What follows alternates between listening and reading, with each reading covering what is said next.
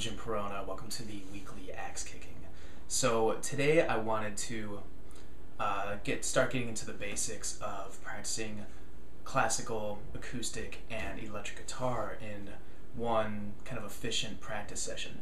Now, the first thing to keep in mind before we really get into it is that there's so many variables to what we're talking about here. First of all, practicing any instrument is a very personal thing for everybody, and not everything works as well, with the same person. So everything I'm going to talk about here is basically just what I have been doing and what I've learned has worked for me. So just keep that in mind, and let's get into it. The first thing that I like to do, whether it's an acoustic, classical, or electric guitar, is just kind of get my picking or strumming or plucking hand going. And for classical, what I'm going to do is start by doing a few basic rasguiado exercises. So what that is we'll basically take, let's say, my I finger and just kind of slap down, then come back up. And throughout all these exercises, I'm going to be using a metronome to keep time, to establish some good rhythm here. So right now I'm just doing eighth notes. Down, up, down, up, down, up. And then I'll start doing some different rhythms along with the metronome. So we'll go to triplets. 1 and a 2 and a 1 and a 2 and a 1 and a 2 and a 16th notes.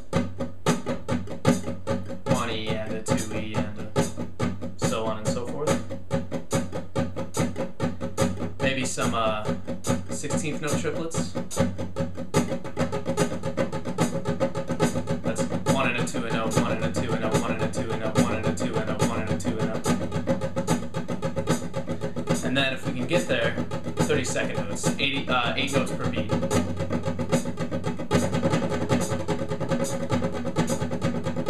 There we go. 1 and a 2 and a 1 and a 2 and so on.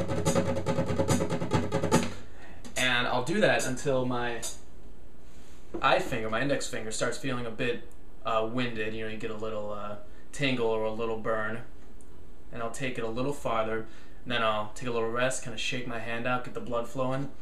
And I'll do the same thing with my middle finger.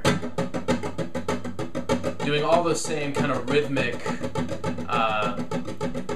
changing up the rhythms just like I did last time. And once that finger gets a little tired, move on to the A finger. Again, eighths to triplets to quarter to 16th notes to 16th note triplets, etc. Then finally, not a lot of players do this, I've noticed, at least the ones I've encountered, but I like to work my C finger, sometimes called the E finger, the pinky finger as well. And my instructor, Eliot Fisk, always makes the point of, working out this pinky finger, not because it's one you'll use very often at all while you're actually playing, but it provides a really nice balance of strength in the right hand for all the finger plucking that you do. And it's a great point, and it's very effective as well. So try to get a little bit of pinky finger work in there as well. Alright, so the next thing I'll be doing with these rasguiados is a flamenco-y exercise where I'm going to elevate my hand, my right hand, just a little bit, and I'm going to be slapping down the pinky, so with the C, then A, and M, and I fingers, and then when my I finger comes up, the pinky kind of resets, and I'm going to repeat that motion like this. And the way this kind of translates to a musical context. So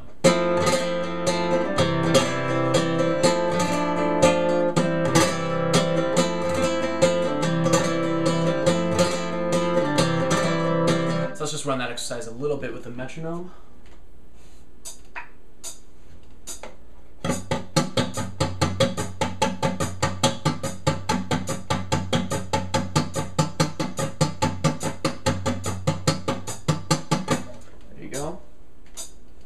And this particular exercise, took some time for me to start feeling comfortable and controlled. So take your time on that one if you want to try it out. It gives a really, again, with the working in of the C finger, this pinky finger, it really gives a nice balance and stability to the right hand when you're finger plucking. So one more classical right hand warm-up exercise to do, and there's so many, there's countless amounts, but we're just working with a finite amount of time here. So, but another one that I like to do is just a kind of strumming thing, and it's actually the same motion that I use when I'm picking a guitar. The motion's kind of coming from, it's a combination of wrist and a little bit up here, and I guess the motion would be if you're kind of turning a doorknob like that. And what I'm going to do is when I'm going this way, my eye finger is going to come with me and just kind of slap down. When I'm coming back up, the back of my thumb will be hitting the strings. So it's like down, up, down, up, down, up.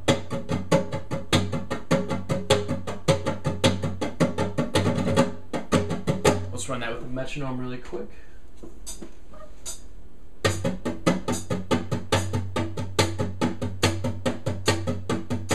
So right now we're just doing 16ths, down, up, down, up, down, up, down, up, down, up, down, up. Let's back it down to triplets.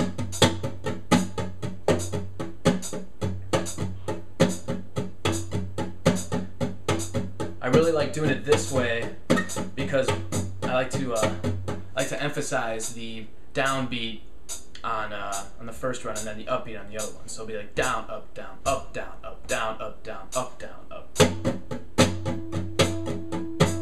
Down, up, down, up, down, up.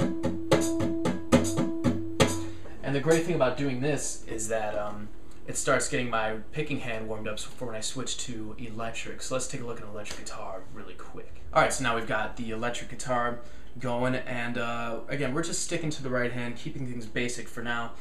And what I'm going to do is just the same kind of plucking stuff. I'm barely actually playing any actual notes right now, but I'm just going to do a little bit of a right hand, some more right hand warm-up stuff, and it's just going to be just this, down and up the whole time. And I'm going to be trading off whether or not I emphasize some of the downstrokes and some of the upstrokes, so I can get more of a wrist balance of strength this way, if that makes sense. So let's throw on the metronome. Down, up. So right now it's just 16ths. And back down to triplets so we can get an emphasis on down and up. Down, up, down, up, down, up, down, up, down, up, down, up. I'm gonna double time it to 16th note triplets. 1 and a 2 and a 1 and a 2 and a down, up, down, down, up, down, up, down, up, down, down, up, down, up. So.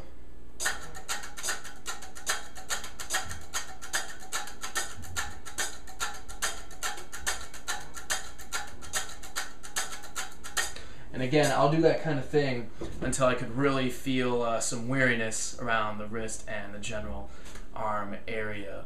And that's about it for today. It's a great way to not only get the right hand warmed up, but to get your sense of rhythm kind of going.